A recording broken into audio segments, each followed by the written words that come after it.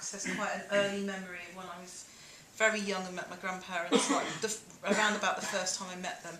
And my grandmother's dowry present was a table, and the table still exists, and my parents have it now in Cyprus. And, you know, we're talking, I think she probably got married in like 1930 or something like that. So I was just thinking about this particular table and how it's still there, and how when I was about 7 and met them for the first time, we all sat around the table, and it was lovely. It was, you know, like 5 in the morning. They used to be farmers, so they were very used to early mornings at her grandmother's table. Melanchrini.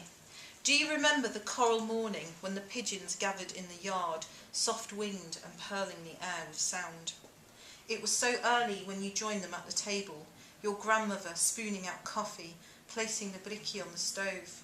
Your grandfather sat, hushed and stormless, his eyes filled with wings, peristeria fluttering.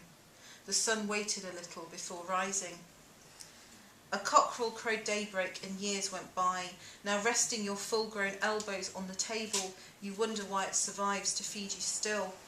A constant narcoleptic, a dead guest who slept, and as in a fairy tale through other people's lives.